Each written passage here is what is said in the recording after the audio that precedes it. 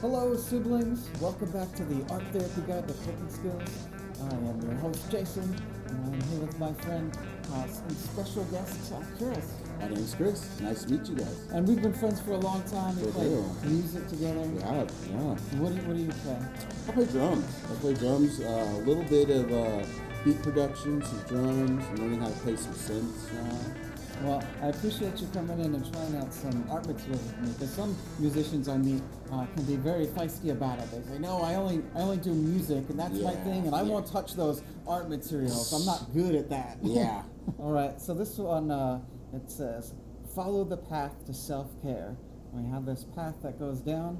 On the way to the path of self-care, we've got peace, happiness, calm, and joy.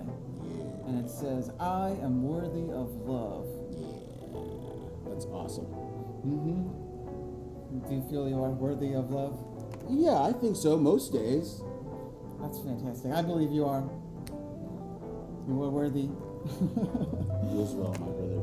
You as well. Of love. And so we're going to be able to use some, put that to actual practice. Because, you could say that and love, means so many different things to so many people. It does, yeah. But I think with this in particular, this is a way, to practice some self-compassion by just taking time for yourself, to use some art materials without judgment, to express how you're feeling and process, different moods and emotions that you have. Yeah. Yeah, so if you want, you can take a nice deep breath. All will be okay. Bring the sense in here. Yeah, let's bring our attention to these specialized little circles here. So this first one, it says, follow the path to self-care. Along the way, you encounter some peace. There's like an olive branch and a dove there. And what sort of, why don't we just take a moment to sit with peace for a little bit? And maybe just scan your body, maybe go down to your feet, see if there's peace there, maybe in your ankles or your knees, maybe in your hips. Is peace there? Where is peace? I feel like peace is like in the middle of my chest, I guess. Just kind of relaxing my shoulders, also being able to feel my breaths, I think. Yeah. All right, so if you could take that little bit of that peace from your heart and pick it up and translate it with a color or a material to place down there. How would you like to place and find a little peace there?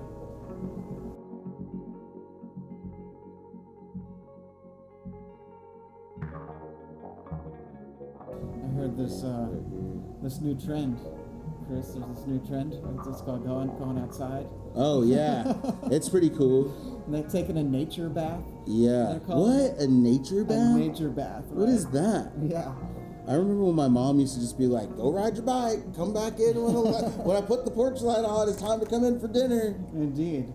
But these kids these days, it's hard to get in touch with that. But you need actual permission and be told to say, "Hey, go outside, hit a path, get surrounded by trees." Yeah. Just that feeling of being engulfed by trees and along a path, I think gives me a very peaceful feeling. Absolutely. And you're just there, kind of maybe listening to music, monitoring your breath, just chilling. Yeah. Makes me feel peaceful. Kind of like floating in the river, just laying around on the bank, listening to the river flow by, babbling over rocks, or hitting up against the shore a little bit. Maybe there's a little fish in there. Just like a little tiny little fish. Maybe there's a little buddy fish there. There's a little fish there. There's sitting there. Alright. Is there any other final details you want to place on there? No, I think that's good. Well, would you like to take a moment to just notice that peaceful forest? Yeah. Just imagine myself coming down a clearing into a little, smaller river that has probably never been fished before. Maybe it's a snowmelt river. Maybe it's not always there.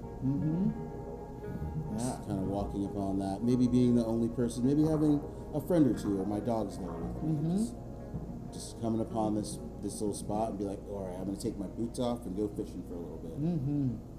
if you could share happiness with someone, what would happiness look like that you could share with someone? I think it would, and this is dating myself, it would be like a mixtape. Mm-hmm. You know what I mean? I remember like when we were really young, when you had to listen for wait for the radio to play the songs that you liked, right? Uh-huh. You couldn't just, unless you had money for records at that point, which were comparatively way more expensive, and then you had to have a way to play a record, right? Yeah. If you don't feel like you know how to draw or you can't draw, you can just use shapes or colors to like remind you, so that you don't let the feeling of not knowing how to draw be a barrier to be able to expressing and sharing happiness with someone.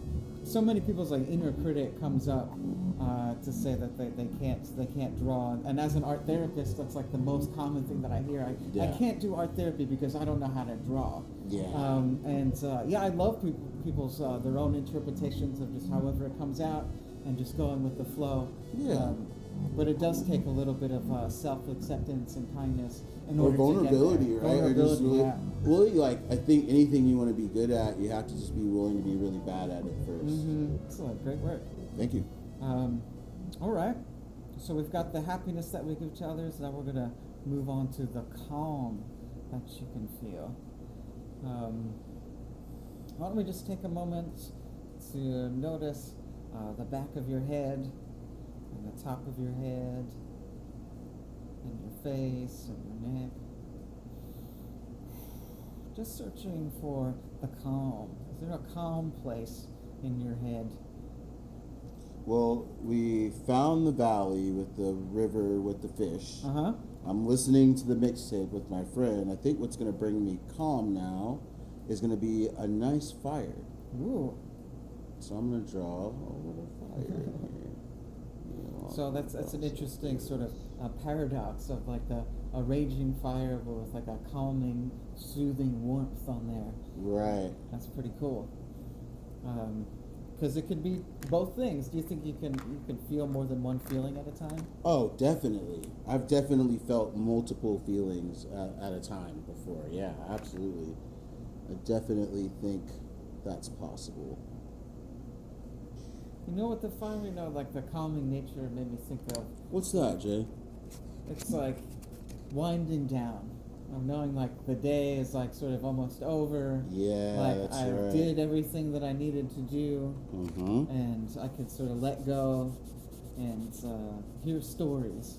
Yeah, definitely, right? Like you've already cooked your food, you're warming yourself, you're chilling, you can just kind of sit there and just watch the fire die down, or like watch the little embers flick off of it, or little bugs swirling around it, things like that. Absolutely. Mm-hmm. It's definitely a time to unwind, right? I think there's something about that security too. Yeah. Feeling that, and also the warmth too that it kind of gives you, like can make you a little sleepy, especially if it's cold out. Yeah. Got a nice warm fire next to you, like ooh, I'm getting a little cozy. That's what's up. Might want to pass out now. Yeah. Mm-hmm. For joy, I'm like, I want to like make a movement or something. Yeah, we can do like a little. For you, I don't know. In your body, how does joy? Does it come out like that? Do you feel like a movement, or does it feel like something different? Kind of feels like a finger gun. It's like Wow. or I don't know, like it just depends. It depends on what kind of joy. I know I was saying that the joy one is easy for me. It's like when you're sitting on the lake and you're listening to your music, and before you get to the calm, the joy is when you catch the big fish of the day. Like that feeling when you like finally get the bite, and it's like, I got him! Like that feeling, that excitement that you feel is like that just instant joy, right? Yeah. As soon as you feel it go all the way down, and you pull it and you feel the hook like click and it stops, you're like, I got you now. I got you now. You're like, your stomach starts, you've probably been out there all day, right? You're like, stomach starts grumbling. You're like, yeah, we're going to have some dinner tonight. That just that ecstatic joy feeling of like, even like, I remember catching my first fish as a kid. Yeah. I was a little scared, to like unhook them, and stuff. But like, just the feeling of how it was, like fighting them and like getting them and stuff. It's like, yeah, it was cool. Incredible. Yeah. That's awesome. Yeah. Good on the collab. Yeah. I'm glad I could help. Thank you. So we've got that joyful feeling, that excitement feeling. That's amazing. Yeah. And now we have this last section over here. I am worthy of love. I am worthy of love. After having this opportunity to focus on those sensations of peace and happiness and calm and joy, has that impacted how you feel love in this moment?